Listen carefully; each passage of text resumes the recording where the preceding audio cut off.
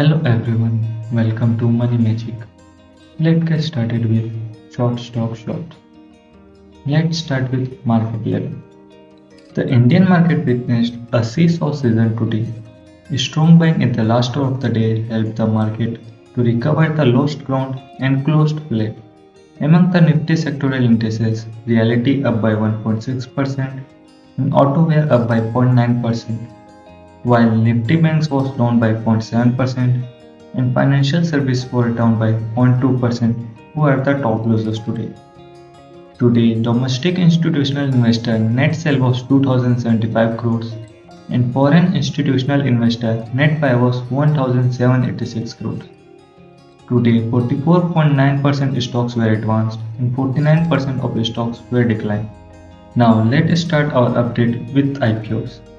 Neurica Limited is in the business of the distribution of healthcare and wellness products.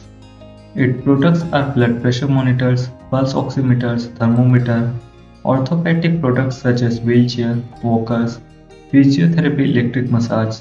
It also produced nutrient supplements such as fish oil and multivitamins. IPO bidding is starting on 15th Feb and closing on 17th Feb. Price per equity share is 396 to 400 and the market lot of 35 shares. And the listing date is 26th Feb. We are making a complete analysis video of Neurica in which we will talk about company valuation to industry growth and all the essential points. So stay tuned with us and subscribe to our channel. Now moving on with our next update.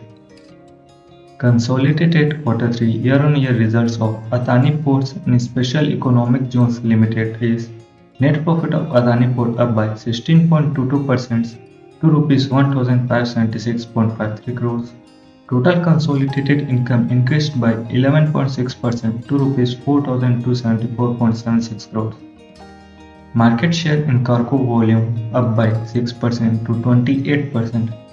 Indigo Aviation, the parent company of Indigo Airlines, settled a case with the Security and Exchange Board of India, also known as SEBI, that involved an alleged violation of corporation government norms.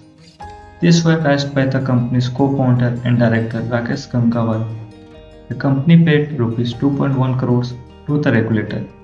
And one more update on Indigo that they have appointed Jitendra Chopra as CFO effective from 21st February.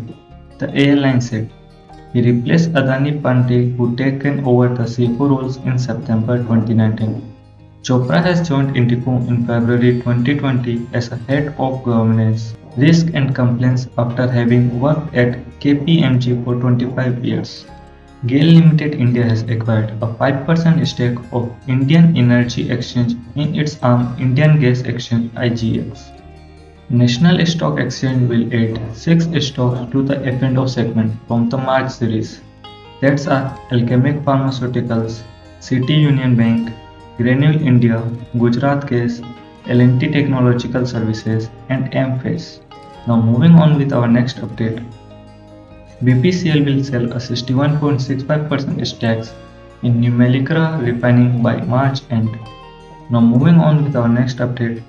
According to media report, Bharti Airtel, Reliance Jio and Vodafone Idea has submitted application to participate in Rs 3.92 lakh crores spectrum auction that is scheduled to start from 1st March.